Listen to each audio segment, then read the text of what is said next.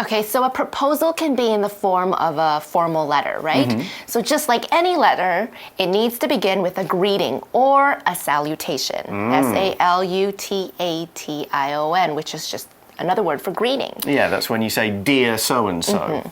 The proposal begins with this phrase, to whom it may concern. So when we need to address a letter to a number of people, or when we don't know who specifically this letter should be addressed to, we use this salutation, to whom it may concern. What this means is that this letter is for the people affected or involved in this matter that I'm going to talk about in this letter. Yeah, it's a really useful, very polite phrase that you can use if you're writing a letter or even I guess an email, you'd know who you're emailing it to, but maybe if it's just like company email address, you could still use this if you didn't know the name of the person. Okay, now after they've written that salutation, the proposal begins with an explanation. It says, many employees here believe that they are spending too much time in meetings, which is what they were complaining about. And then the proposal continues to say, while the meetings are important, we believe they are inefficient. Okay. Inefficient. I-N-E-F-F-I-C-I-E-N-T. Inefficient. So in order to understand the word inefficient, we need to look at this word, what this word means without the prefix, efficient. If you are efficient, you use your time, money, or energy wisely. So the opposite of efficient is inefficient. So you waste time, you waste money, you don't get stuff done. For example, Sharon takes more time to complete a task because she's inefficient. Yeah, she doesn't really use her time well, okay? And that's what they're saying about the meetings. So the proposal continues and says, the following document outlines some ideas for making our meetings more productive. Okay, so it is a document, okay? A document, this is spelled D-O-C-U-M-E-N-T, document.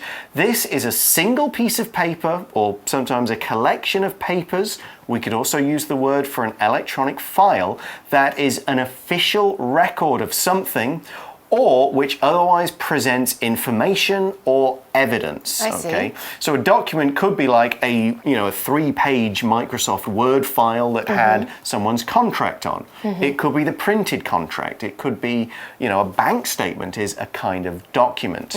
Okay, here's another example sentence. This document shows all the money that went into the man's bank account last year. It's like a big printed statement on a piece of paper.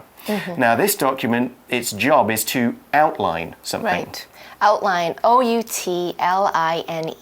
To outline something means to describe the most important parts of something.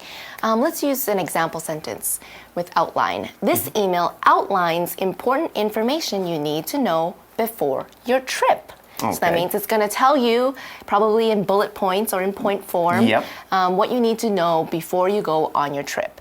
If we talk about outline as a noun, we are talking about the document that outlines or describes the most important parts of something. Yeah, it doesn't give every single detail and every single point, but it just says these are the main ideas. Okay, we stick to those. Okay, and here we get into, as you said, bullet points, where you've got a little dot and it's a good way of organizing things to make them easy to read using bullet points. Now the first bullet point says, meeting agendas should be clear and given out in advance. Okay, let's find out what this means. First, we need to look at the word agenda. A-G-E-N-D-A. Agenda, it's a noun, and an agenda is a list of items to be discussed in a formal meeting. An agenda could also be a plan of things to be done. You could even kind of talk about a holiday agenda, all the things you want to get done on that vacation. For example, the chairman of the meeting read the agenda at the start, so we all knew what we would be discussing. Okay, so next we're going to look at the phrase in advance. Okay, in advance is a phrase, and this phrase means before a future event or time. For example, if you'd like to make a reservation at a popular restaurant, you might need to make reservations at least 2 weeks in advance. Okay, so 2 weeks in advance, meaning 2 weeks before you want to go there and eat there. So a lot of things, plane tickets, hotels, all of that, you really should do in advance. Yeah. Because if you just show up and go, hi, I want a room, they go, we haven't got a room. Or it'll be really expensive. Exactly. So the opposite of in advance would be last minute. Yeah. Last minute. Good. So yeah, now they say we should see the agenda before the meeting, basically. We should all have a chance to read it.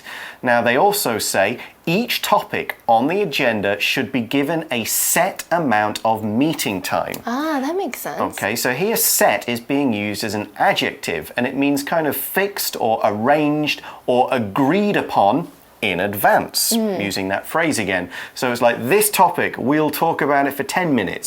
This one, maybe 20, something like that.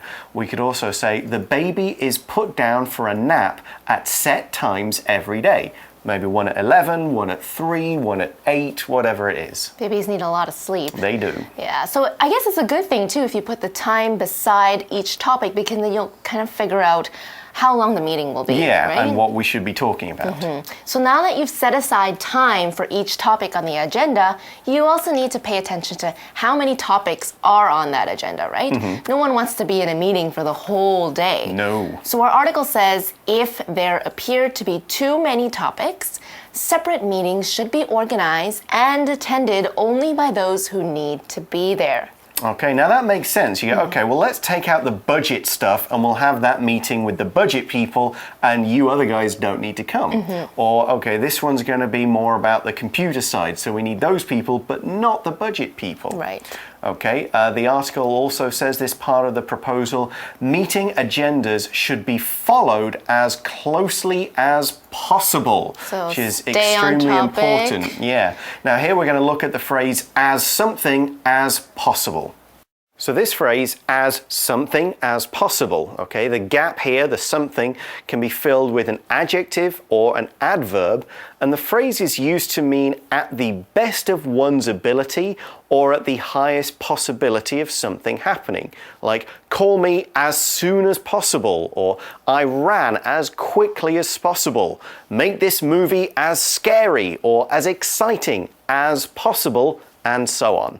So remember we learned the phrase stay on topic yesterday? Yeah. This next point in the proposal talks specifically about that. Okay? It says any topics not on the agenda should not be discussed. Okay, yeah, we said the guy never could stay on topic. Harrison, right? They talked about different things, so he's saying if that's not on the agenda, we shouldn't be talking about it, basically. And we got to follow the agenda, meet those, do it in the set times, Right. Or don't go off and put another topic in there in the middle of the meeting. Now, the proposal also has an idea about particular topics here. He says simple topics can be covered by an email or memo. We don't need to have a meeting about something that's really easy and we can all decide in about 2 minutes, okay? Now here we see the word memo, M-E-M-O, and that is short for the longer word memorandum, okay? Most people just say memo these days.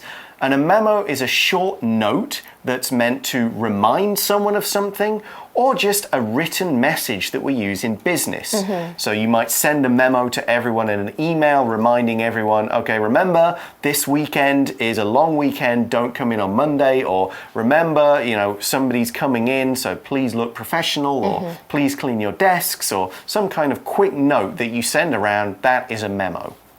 Okay, and our article also says if this is the case, there is no need to have a meeting about them, okay? Can you imagine if the printer in your office broke down and your manager was like, hey, let's have a meeting? And you're like, what is it about?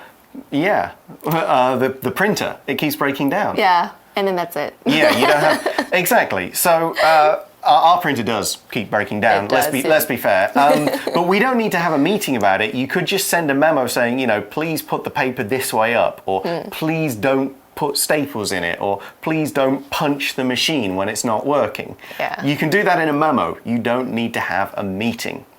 Okay, the article goes on and the proposal adds, these topics should not be on meeting agendas, okay? Don't put stuff like that on the agenda. And it also says meeting invitations should be marked as either necessary or optional. Yeah, I think like this is the next bullet point in our set. Oh, yeah. Optional. This adjective means the opposite of necessary. So if a meeting is optional, you can decide if you'd like to go. It's not required or it's not necessary. Yeah, so what it's saying is when you invite people to a meeting, you can say, these people necessary. These people really have to go. We can't do the meeting without them. For the rest of you, it's optional. You can go if you really want to and you have something useful or you kind of really want to know what's going on. But if you're really busy, you don't have to go. We may not need your help. We can always call you and bring you in, but you don't have to go to the whole thing. And the article or the proposal explains why, because it says this lets employees know if their presence is truly necessary or not. It's not like everyone go to the meeting and then most people sit there and say nothing at all. It's saying you guys don't come if you don't want to or you're too busy or something like that.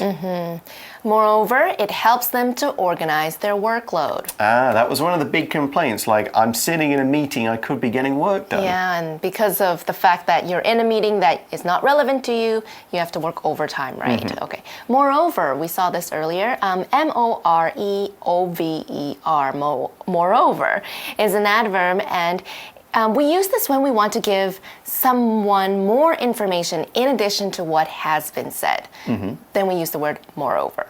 For example, the singer has a beautiful voice. Moreover, he writes his own music. You can also use what's more, in addition, besides, furthermore. All of these words pretty much mean the same thing as moreover. Yeah, all useful transitions when writing and in speaking. Okay, now we also saw the phrase or the word workload. Okay, again, it's all one word, workload, and this is the total amount of work that a person has to do at a particular time or within a particular time period. So you might talk about what's your workload for today or just your general workload. How much work do you normally get? Is it too much? Is it about right? Or actually, you're really not busy right now. I don't have a heavy workload. Heavy, yeah. We often use heavy workload. I've got a pretty light workload, something like that. My normal workload is how much work you normally do, maybe in a week or in a day or just in general. And it looks like we're at our next bullet point, right? Meetings should start on time. Yes. Okay, so it's nice to chat and catch up with people, but this makes meetings run late. Yeah, if you spend the first 15, 20 minutes just kind of talking about nothing, then the meeting will overrun. Yeah. Chat, C-H-A-T, chat. To chat means to talk in a friendly, casual way, and usually about things that aren't very important. People usually chat about the weather, like, hey, what's the weather like? Do you think it's cold, or what do you think the weather will be like? Oh, it's going to get cold this weekend. I hope, what are you doing this long weekend? Hey, do you see that movie, TV show? Do you check out this book? What's going on? Chatting. That is chatting. Okay. For example, my mom called me last night just to chat. Okay, now we've used chat. We're also going to look at this phrase to catch up with someone. So the phrase catch up, and we often say catch up with someone, this means to meet up with and talk to someone you haven't seen in a while. Could be a few weeks, could be a year, could be something like that. And you meet up and you find out what they have been doing since you last saw them. You could also, you could phone them and catch up with them. How have you been since we last spoke? Kind of fill in all of those details.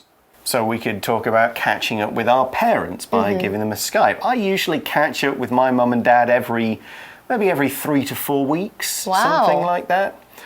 Maybe I will try and catch up with my niece a little more because I don't want her to completely forget who I am. Your niece is really young, right? She's less than 2 years old. We tried to Skype a week or so ago. She kind of saw me, but that was it. The idea of he's on a computer and he's somewhere else. At the moment, she thinks I'm on an airplane. Oh, does she? Yeah, and she points up when they say my name. But she knows who she's looking at when she looks at the screen. But I can't really catch up with her that much just yet. Okay, well, that is the full proposal. Got some really good ideas in there that everybody could learn from and use in their meetings. It's the end of the article, so now it's time for today's For You Chat question.